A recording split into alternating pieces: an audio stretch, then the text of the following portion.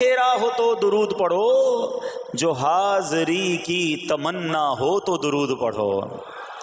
تو جب ٹینشن دور کرنے کا، مشکل دور کرنے کا، پریشانی دور کرنے کا وظیفہ مل گیا ہے، چابی مل گئی ہے، تو پھر فضول باتیں کرنے کی بجائے ہمیں درود پاک کی کثرت کرنی چاہیے۔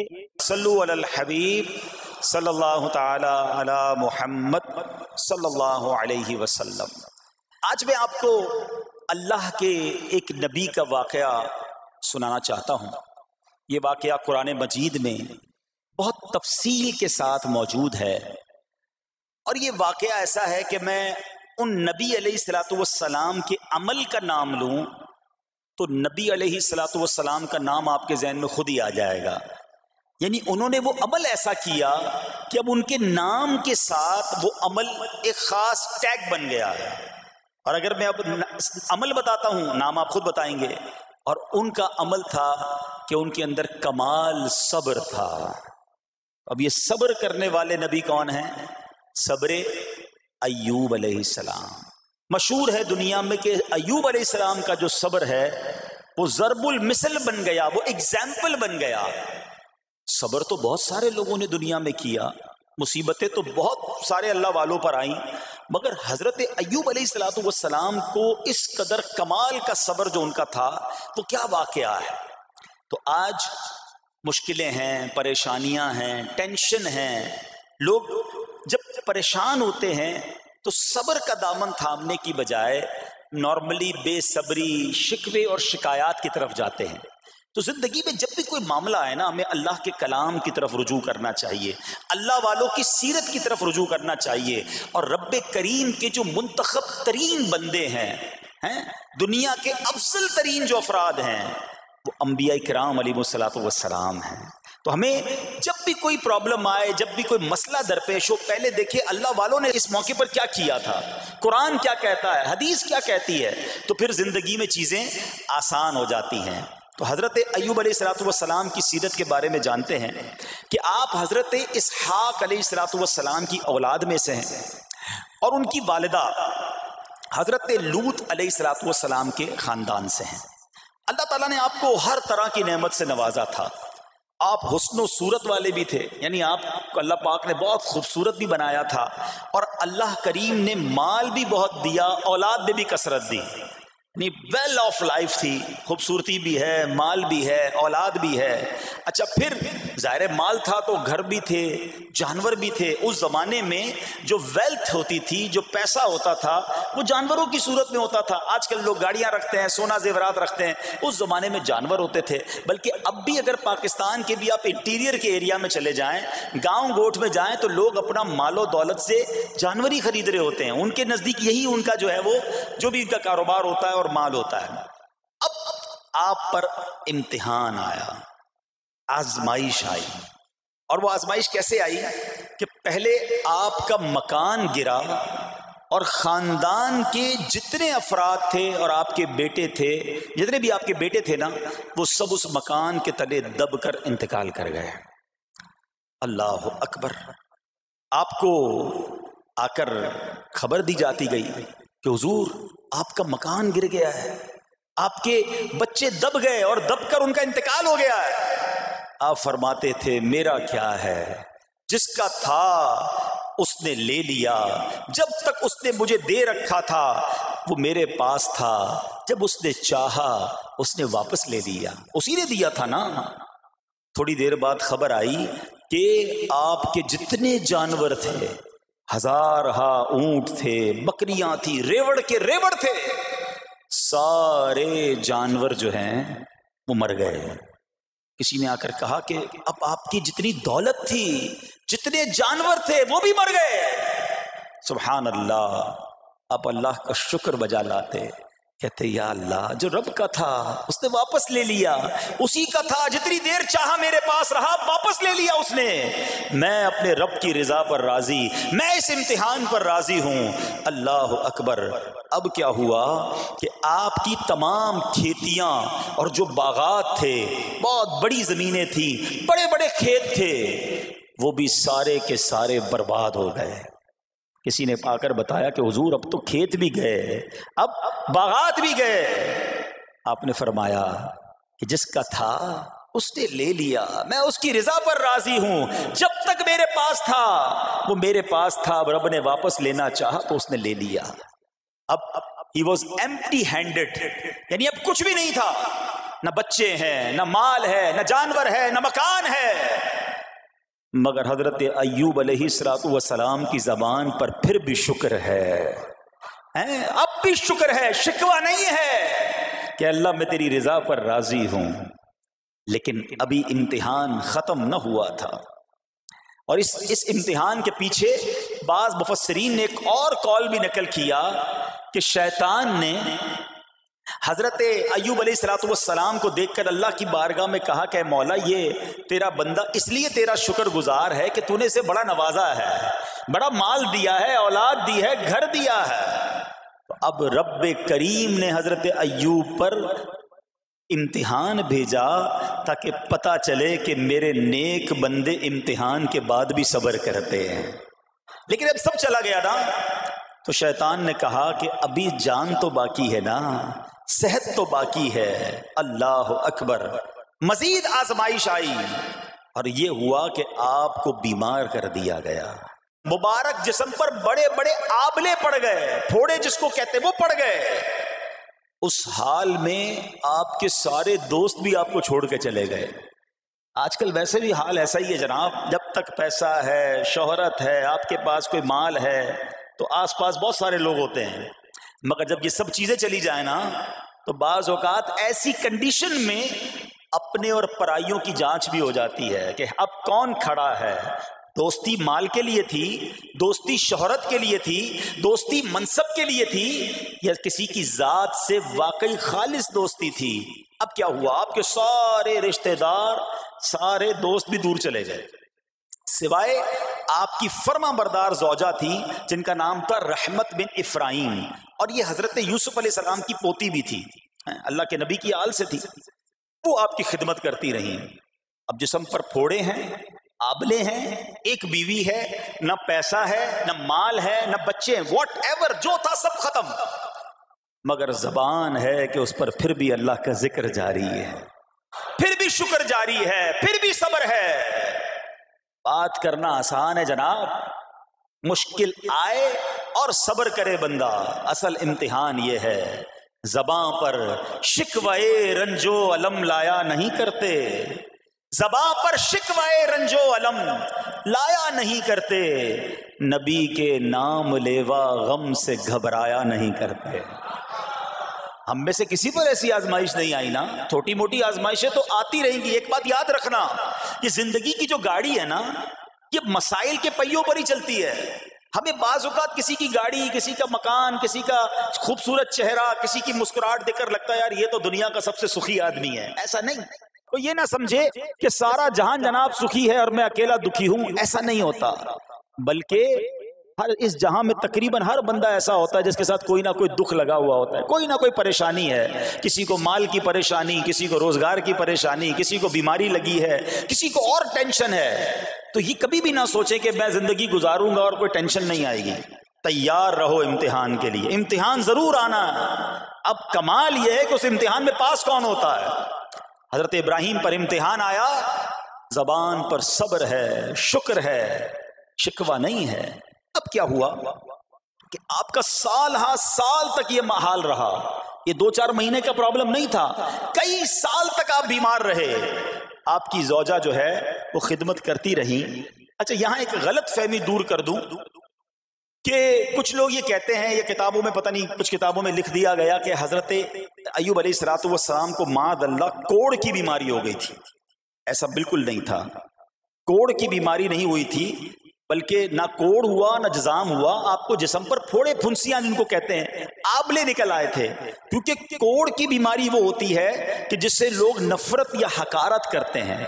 اللہ کے کسی بھی نبی کو کبھی بھی کوئی ایسی بیماری نہیں ہوئی جس کی وجہ سے لوگ اس سے حقارت یا نفرت کریں یا دور بھاگیں، کیونکہ اللہ نے ان نفوس قدسیہ کو، ان نیک بندوں کو، ان منتخب شخصیات کو لوگوں کی ہدایت کے لیے بھیجا ہے۔ ان کو کبھی کوئی ایسی چیز نہیں ہوئی کہ جس سے لوگ گھن کھا کر دور بھاگیں، تو یہ بالکل غلط ہے۔ البتہ آپ کے جسم پر آبلے تھے، پھوڑے تھی، اور اللہ اکبر، آپ اس حال میں کیا رب سے عرض کرتے تھے؟ آپ عرض کرتے تھے، قرآن میں یہ الفاظ موجود ہیں، انی مسنی الضر وانت ارحم الراحمین۔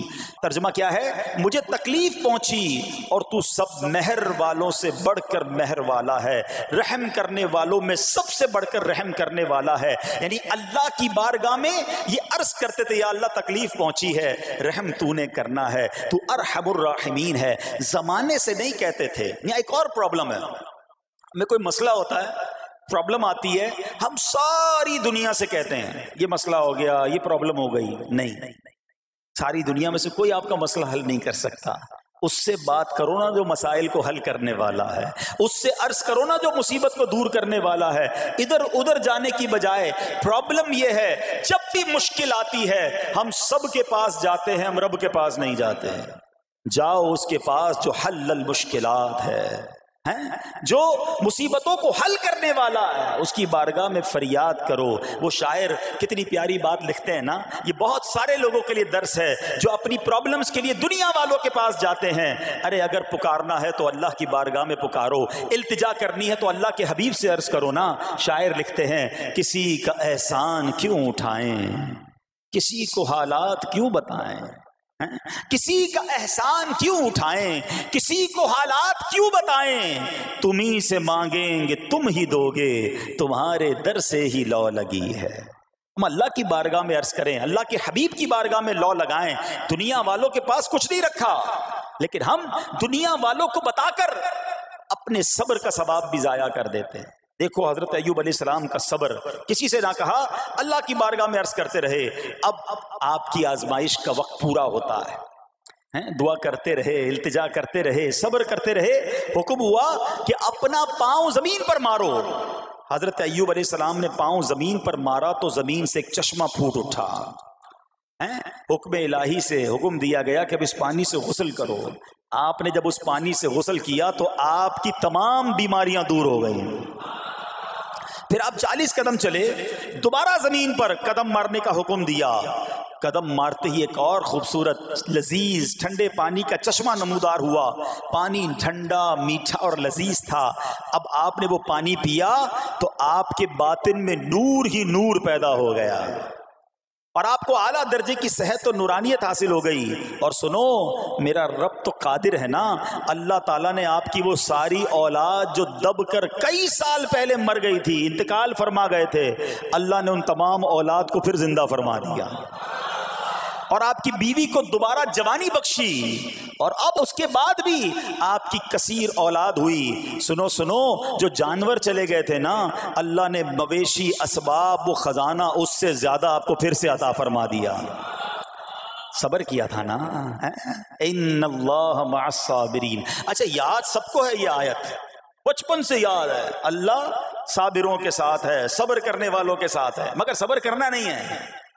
امتحان آنا ہے تو صبر کرنا نہیں ہے، آیت سب کو پتا ہے۔ اچھا، جس کے ساتھ پرابلم ہو جائے نا، اس کو بھی بندہ درس دینے جا رہا ہوتا ہے، بھائی صبر کرنا، اللہ آپ کو صبر دے، لیکن جب اس پر امتحان آتا تو یہ صبر کرتا نہیں ہے۔ دوسروں کو درس دے رہا تھا، آج تیری باری آئی ہے نا، تو صبر کا دامن نہ چھوڑیں۔ میں آپ کو ایک بات سوال پوچھنا چاہتا ہوں، آج کل ہم بڑے لوگوں سے تعلقات کیوں بنانے کی کوشش کرتے ہیں؟ یار جب کوئی مشکل ٹائم آئے گا نا تو یہ بندہ کام آئے گا، یہ پیسے والا دوست ہے، یہ اس کے تعلقات بہت ہیں، اس کی گورنمنٹ میں بات ہے، اس کی وکیلوں میں بات ہے، 4-5 ایسے دوست ہونے چاہیے۔ یہ ڈاکٹروں کے اندر بڑی اچھی اس کی دوستی ہے، کوئی ڈاکٹر کا بھی کام آئے گا تو یہ بندہ کام آ جائے گا۔ ہم دنیا والوں سے تعلقات اس لیے بناتے ہیں تاکہ یار مصیبت آئے تو یہ بندہ کام آئے، اور نارملی اکثر ایسا ہوتا ہے کہ جس سے امید رکھی ہوتی ہے مصیبت کے وقت غائب ہو جاتا ہے۔ لیکن رب خود قرآن میں فرما رہا ہے، ان اللہ مع الصابرین، صبر کر لو، اللہ کی رحمت تمہارے ساتھ ہو جائے گی۔ اب میں آپ سے سوال کرتا ہوں، دنیا کے تعلقات ہوں یہ ضروری ہے یا یہ فائدہ مند ہے، یا بندہ صبر کر لے تو اللہ کی رحمت ساتھ ہو جائے، سارے غم ویسے ہی دور ہو جائیں گے؟ صبر، اس کو نہیں چھوڑنا ہے۔ تو حضرت ایوب علیہ السلام کی زندگی میں ایک اور واقعہ یہ ہوا کہ جب آپ بیمار تھے، آپ کو پتہ جب بندہ بیمار ہوتا ہے تو بعض اوقات اس کی طبیعت میں کیفیات بھی ہوتی ہیں، تو آپ نے اپنی زوجہ کو پکارا، تو آپ کی زوجہ کچھ دیر میں حاضر ہوئی، تو آپ نے جلال میں آ کر اس کو 100 درے، اپنی زوجہ کو 100 کوڑے مارنے کی قسم کھا لی۔ اب جب صحت آ گئی تو قسم تو آپ نے کھائی ہوئی تھی، تو اب کیا کرتے؟ اس بیوی نے تو خدمت بھی بہت کی تھی، اب اسے کوئی خاص کیفیت تھی، آپ نے قسم اٹھا لی تھی۔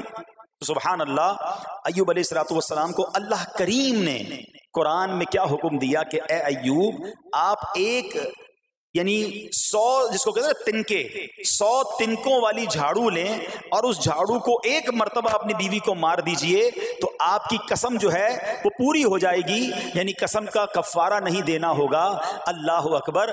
اللہ نے اس نبی علیہ السلام کی فرما بردار بیوی کی جو سزا تھی یا جو معاملہ تھا اس کو کتنا آسان فرما دیا۔ تو رب کریم نے قرآن مجید فرقان حمید میں اس کو کس طرح بیان فرمایا، وَخُذْ بِيَدِكَ ضِغْثًا فَاضْرِب بِهِ وَلَا تَحْنَثْ، فرمایا کہ اپنے ہاتھ میں ایک جھاڑو لے کر اسے مار دے اور قسم نہ توڑ۔ اِنَّا وَجَدْنَاهُ صَابِرًا، فرمایا ہم نے اسے صابر پایا۔ نعم العبد، کیا اچھا بندہ۔ اِنَّهُ اواب، بے شک وہ بہت رجوع لانے والا ہے۔ ارے آج دنیا کسی کو کہے یہ صبر والا ہے، حضرت ایوب کی شان دیکھو کہ رب فرما رہا ہے قرآن میں اِنَّا وَجَدْنَاهُ صَابِرًا، اور ہم نے ایوب کو صبر کرنے والا پایا، صابر پایا۔ اللہ حضرت ایوب کے صبر کے صدقے ہمیں بھی صابرین میں شامل فرما لے۔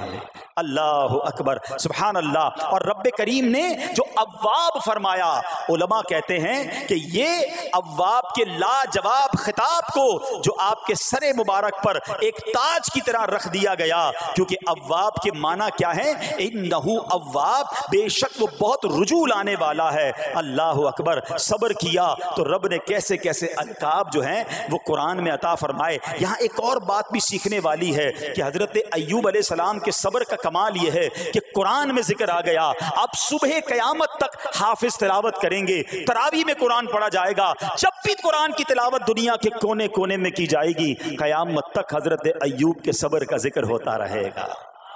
جب آپ صبر کرتے ہیں اللہ رسول کو راضی کر لیتے ہیں، اللہ ان ناموں کو بلند فرما دیتا ہے۔ بہرحال میرے پیارے اسلامی بھائیوں، اب یہاں تھوڑا سا ایک شرعی مسئلہ بھی سمجھ لیں۔ بعض اوقات ہے کہ آپ لفظ سنتے ہیلا، اچھا کچھ لوگ جب یہ لفظ ہیلا سنتے ہیں تو کنفیوز ہو جاتے ہیں، یار یہ کیا، ایک کام کرنا تھا اس کو ایک اور طریقے سے کر دیا، ہمیں سمجھ نہیں آ رہا، عجیب عجیب سی لوگ باتیں کرتے ہیں۔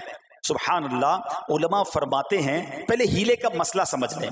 فتاوی عالمگیری میں ہے جو ہیلا کسی کا حق مارنے یا اس میں شبہ پیدا کرنے یا باطل ذریعے سے فریب دینے کے لیے کیا جائے وہ مکروہ ہے، اور جو ہیلا اس لیے کیا جائے کہ آدمی حرام سے بچ جائے یا حلال کو حاصل کر لے وہ اچھا ہے۔ انما الاعمال بالنیات، غلط نیت سے ہیلا کہ کسی کا حق دبا لوں یا معاذ اللہ زکوٰۃ ادا ہی نہ کرنی پڑے، تو اللہ کو کوئی دھوکہ نہیں دے سکتا، اللہ دیکھ رہا ہے کہ اس کی نیت کیا ہے۔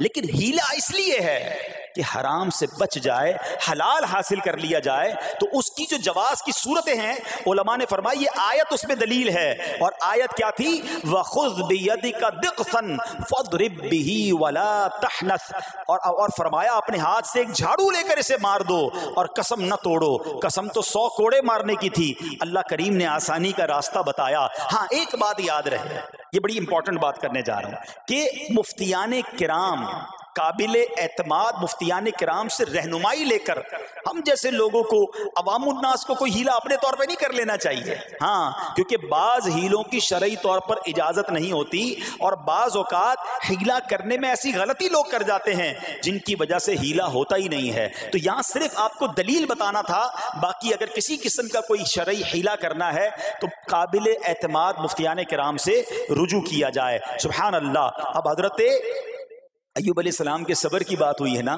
اللہ نے پتہ ہے آپ کو کتنا مقام عطا فرمایا کہ نبی کریم صلی اللہ تعالی علیہ وآلہ وسلم نے ارشاد فرمایا حضرت ایوب لوگوں میں سب سے بڑھ کر عالم، صابر اور غصہ پینے والے تھے۔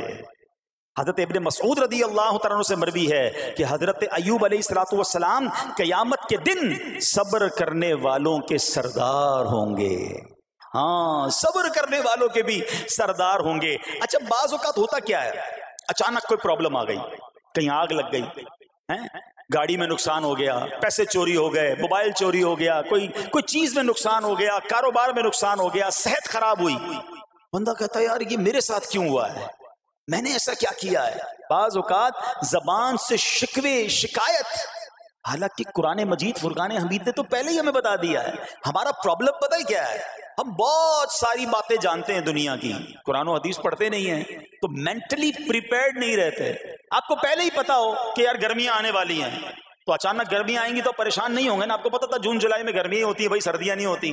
آپ پنکھا بھی تیار رکھتے ہیں, ٹھنڈا پانی کا انتظام بھی رکھتے ہیں, گرمی کے وقت باہر کم نکلتے ہیں.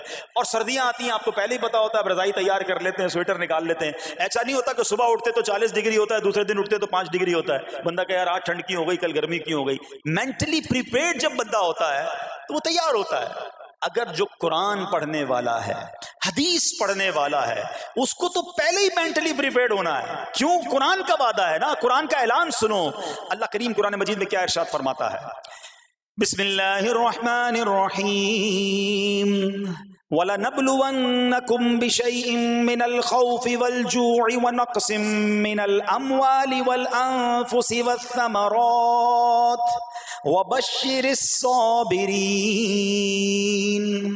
اور ضرور ہم تمہیں آزمائیں گے. کیا فرمایا؟ ضرور آزمائیں گے, تیار رہو. دیر از ایگزامینیشن. اچھا آزمائش کن کی چیزوں کی ہوگی؟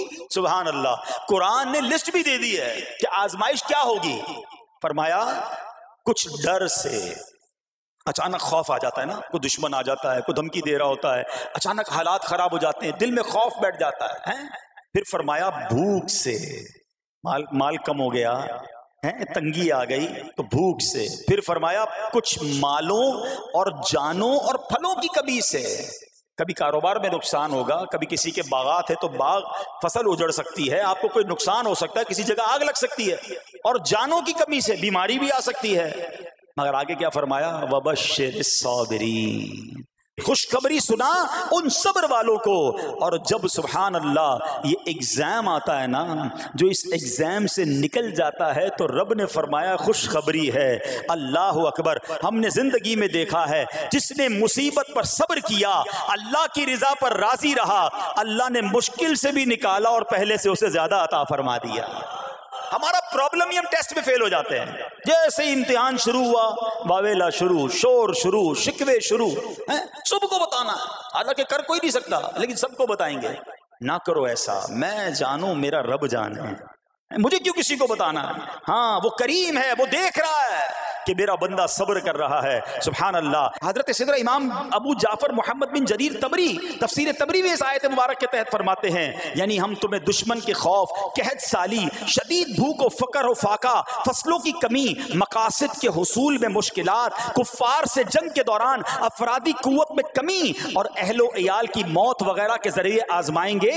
اور یہ سب چیزیں بطور امتحان ہوں گی تاکہ تمہارے سچے جھوٹوں سے اور اہل بصیرت منافقوں سے جدا ہو جائیں. یعنی اس ٹیسٹ میں پتا چل جائے گا کون اللہ والا ہے, کون صبر والا ہے, کون اللہ کی رضا پر راضی رہنے والا ہے. سنو سنو, جب یہ تکلیف آتی ہے نا تو اس کا پھر اجر کتنا ملتا ہے. شہنشاہ نبوت, مخزن جود و سخاوت صلی اللہ تعالی علیہ وسلم نے ارشاد فرمایا, جو دنیا میں ہی اپنی ہر خواہش کی تکمیل کر لے تو یہ چیز آخرت میں اس کے اور اس کی خواہش کے درمیان آڑ اور پردہ بن جائے گی. اور جو مالداروں کی زینت کی طرف اپنی نگاہیں دراز کرے تو وہ آسمان والوں کے سامنے بے عزت ہو جاتا ہے. اور جو شدید بھوک پر صبر کرے, اللہ عز و جل اس کو جنت الفردوس میں جہاں چاہے گا ٹھکانہ عطا فرمائے گا.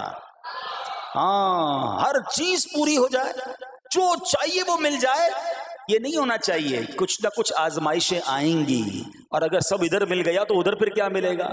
ہم اللہ سے یہ دعا کرتے ہیں کہ ادھر بھی عطا فرمائے, ادھر بھی محروم نہ کرے. ہاں, ہمیں ڈرتے بھی رہنا چاہیے کہ یار میں جو مانگتا ہوں ادھر مل جاتا ہے, کہیں وہاں محروم نہ رہ جاؤں. تو آزمائش آئے تو صبر کرنا چاہیے, اللہ کی رضا کے طور پہ زندگی گزارنی چاہیے. ایک بار نبی پاک علیہ الصلوۃ والسلام انصار کے پاس تشریف لے گئے تو فرمایا کیا تم مومن ہو؟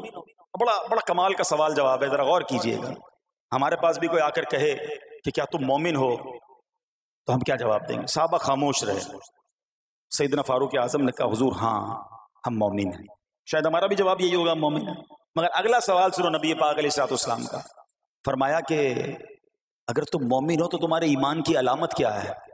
हाँ, अब हमसे कोई ये सवाल करे तो हम जवाब कैसे देंगे? भाई तुम कह रहे हो मोमिन है, व्हाट इज द सिम्टम्स? कोई निशानी, कोई अलामत तो बताओ ना। अब ये सवाल करने वाले कौन है? प्यारे आका सल्लल्लाहु तआला अलैहि वसल्लम। सहाबा सामने बैठे हैं। इरशाद फरमाया मोमिन हो तो अलामत क्या है? तो क्या शानदार जवाब दिया कि सहाबाए किराम ने कि हम जब फराखी की हालत होती है ना, आसानी होती है, तो हम शुक्र अदा करते हैं। जब आजमाइश आता है, कोई प्रॉब्लम आती है, हम सब्र करते हैं और अल्लाह के फैसले पर राजी रहते हैं। नबी अकरम अलैहिस्सलाम ने जवाब में क्या फरमाया? रब्बे काबा की कसम तुम मोमिन हो। तो पता ये चला कि मोमिन होने की निशानी ये है कि जब अच्छे दिन आए तो शुक्र करे और मुश्किल के दिन आए तो अल्लाह की रिजा पर, अल्लाह के